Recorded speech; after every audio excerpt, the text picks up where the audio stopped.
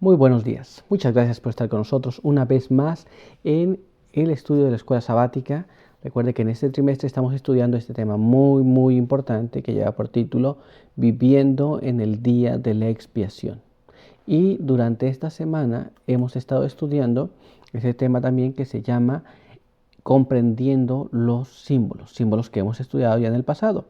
Y ahora quiero que usted me acompañe para ir a la Biblia juntos y vayamos allá a leer en el libro de Mateo, el texto que estamos aprendiendo, Mateo capítulo 27, verso 50 y verso 51. Y la palabra de Dios dice así: Mas Jesús, habiendo otra vez clamado a gran voz, entregó el Espíritu, y aquí el velo del templo se rasgó en dos de arriba abajo. Muy bien, con este pensamiento vamos a tener una oración, así que si le es posible, acompáñenos a orar donde quiera que se encuentre. Padre eterno que está en los cielos, santificado sea su nombre. Estamos muy agradecidos en esta mañana por permitirnos encontrar aquí para estudiar su palabra. Queremos pedir que a través de la escuela sabática podamos comprender lo que usted nos quiere hablar para el día de hoy, que su buen espíritu pueda impresionarnos, sus buenos ángeles puedan asistirnos y que al comprender su verdad podamos nosotros vivir de acuerdo a ella. Quede con nosotros aquí y con aquellos que nos escuchan. En el nombre de Jesús. Amén. Pues bien, vamos a ir a nuestro tópico para el día de hoy, que es un tópico muy interesante. Acompáñenos aquí. El tópico de hoy se titula Una vida santa, una ordenanza santa. Y la primera pregunta es: explique cómo es simbolizado la plenitud del sacrificio de Cristo. Muy bien, vamos a tratar de entender esta parte, pero para ello quiero que vayamos a la palabra de Dios y allí vamos a tratar de entender en el libro de Éxodo, capítulo 12, vamos a leer allá, el verso 46. Éxodo capítulo 12, verso 46. Y la palabra de Dios nos dice así: se comerá dentro de una casa, y no sacarás de esa carne fuera de la casa, ni le quebraréis ningún hueso. Muy bien, esto era lo que tenía que hacer el pueblo de Israel con el cordero. Muy bien, debían comerlo dentro y no debían quebrarse ningún hueso. ¿Pero qué significaba esto? Bueno, pues entonces es momento de ir a ver la realidad de este simbolismo. Entonces quiero invitarle a leer con nosotros el siguiente párrafo de la Biblia, que está en Juan capítulo 19, y ahí vamos a leer el verso 36. Juan capítulo 19, verso 36. Y la palabra de Dios nos dice así: estas cosas sucedieron así para que se cumpliese la escritura. No se le quebrará hueso alguno. Esto es, el símbolo que acabamos de leer en Éxodo era el símbolo de Jesús, el Cordero de Dios que quita el pecado del mundo. Y Jesús cumplió exactamente esa parte de la palabra de Dios, pues ningún hueso de su cuerpo fue roto. ¿Se da cuenta? Y así vemos que Jesús estaba completo, así como el Cordero tenía que ser. Muy bien, ¿estamos entendiendo el símbolo? Pues vamos a ir a nuestra siguiente pregunta. Acompáñenos a leer nuestra siguiente pregunta. Miren cómo dice: ¿cómo se relaciona con Cristo, nuestra Pascua, el hecho de que el Cordero Pascual no solo debía ser inmolado, sino que también debería ser comido? Entonces recordemos, el Cordero Pascual tenía que sacrificarse entre las 2 tardes y tenía que ser comido también. Pero ¿cómo se relaciona esto con nuestra Pascua, la Pascua de los cristianos, que es Cristo mismo? Vamos a ir a la palabra de Dios, acompáñeme allá, y vamos a leer en el libro de Éxodo capítulo 12, y ahí vamos a leer el verso 8.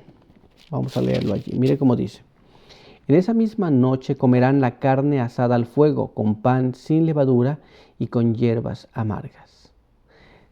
Entonces, para seguir el rito de la Pascua, debería comerse en la misma noche, y debería comerse con panes sin levadura, y también debería de comerse con hierbas amargas. ¿Cómo se relaciona esto con Cristo y la Pascua que ellos observaban? Vamos a ver que en la palabra de Dios, una vez más, tenemos la respuesta. Vayamos allá al libro de Juan, capítulo 6, y ahí vamos a leer el verso 53, 54 y después el verso 63. La palabra de Dios dice así: Jesús les dijo: os aseguro, a menos que comáis la carne del Hijo del Hombre y bebáis su sangre, no tendréis vida en vosotros. El que come mi carne y bebe mi sangre tiene vida eterna, y yo lo resucitaré en el último día. El Espíritu es el que da vida, la carne nada aprovecha. Las palabras que yo os he hablado son espíritu y son vida. En otras palabras, Jesús estaba diciéndole a los creyentes de aquel entonces que debían comer su carne y beber su sangre.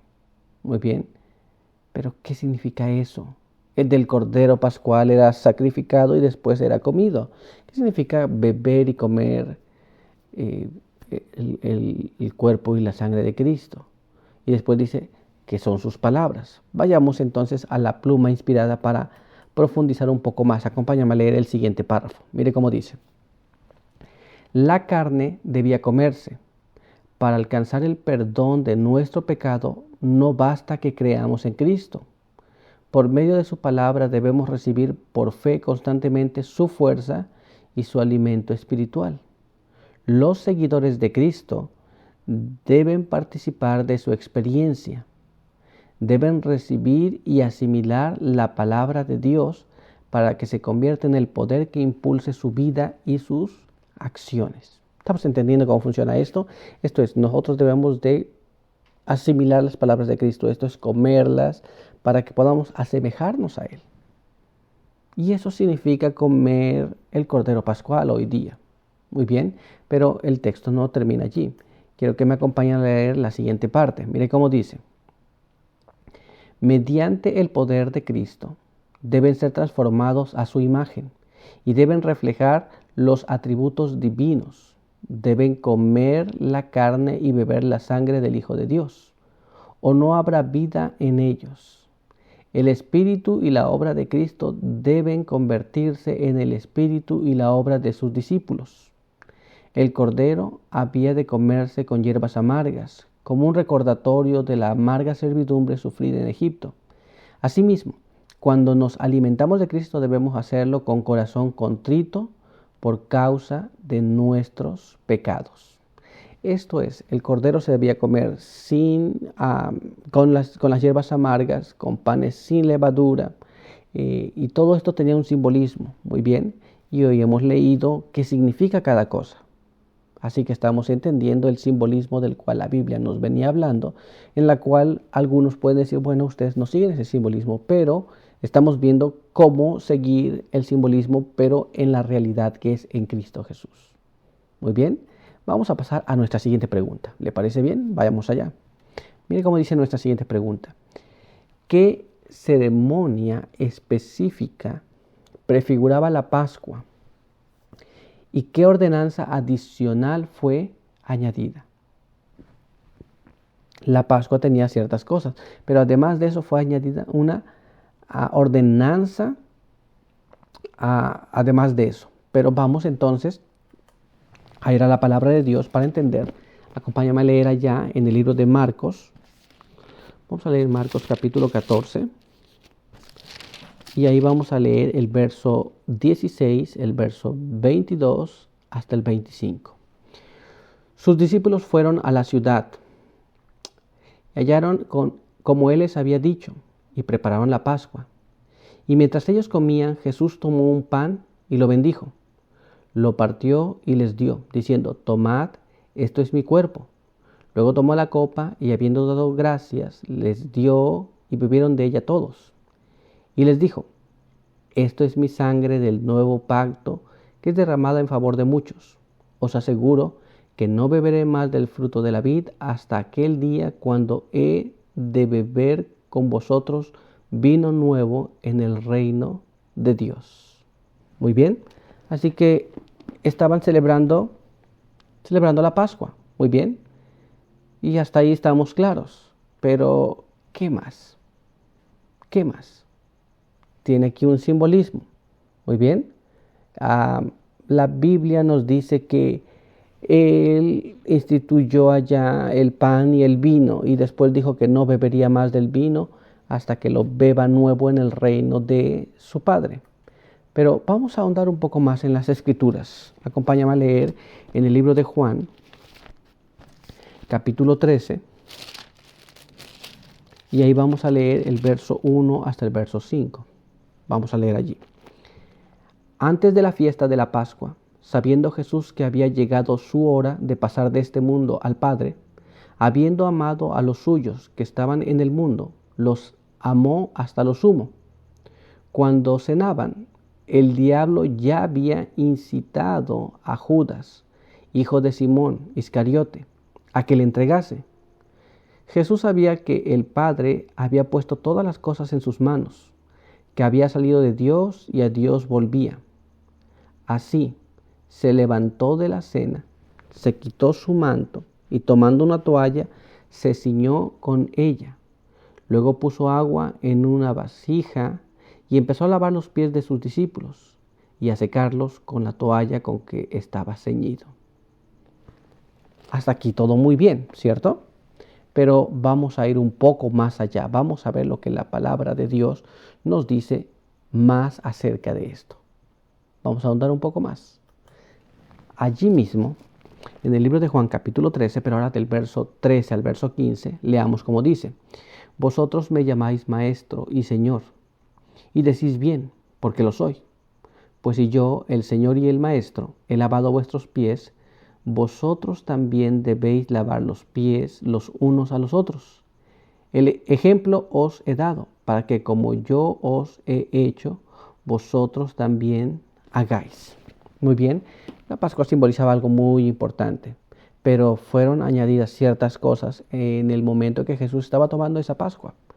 Veamos cuáles son esas cosas. Acompáñenme a leer el registro de la pluma inspirada en este respecto. Leamos en este material que es la Review and Herald, 14 de junio de 1898. El acto de Cristo al lavar los pies de sus discípulos fue un acto sagrado. Su motivo al hacerlo fue crear, a través del recuerdo de lo que Cristo había hecho por ellos, un estado de sentimiento en el que no debía haber lugar para la exaltación de unos sobre otros.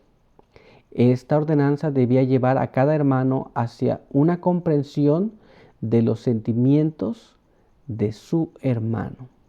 Este acto que fue añadido allí tiene un propósito, el no sentirnos superiores, pero no es todo, no es todo esto. Quiero que me acompañe a leer el siguiente párrafo. Mismo material, mire cómo dice. Esta ordenanza no habla tanto de la capacidad intelectual del hombre como de su corazón. Su naturaleza moral y espiritual lo necesita. Si sus discípulos no hubieran necesitado esto, no la habría dejado como la última ordenanza establecida de Cristo en relación con la última cena, e incluyendo a la misma. Entonces, esta ordenanza es muy importante, pues no habla de cuánto comprendo la palabra de Dios, sino habla de lo que hay en el corazón. Nadie va a ser mayor que nadie. Jesús dijo que así como Él hizo, deben hacer sus discípulos. ¿Estamos entendiendo los símbolos? Jesús añadió algo más. Es una ordenanza que tenemos que seguir. Esto es lavar los pies unos de los otros. Muy bien. Espero que hayamos entendido esta parte de la lección. Por hoy hemos concluido, pero vamos a continuar el día de mañana. No queremos concluir sin antes tener una oración. Así que le invito a que, si le es posible, orar con nosotros. Así hágalo. Muy bien. Pero ahora vamos a orar.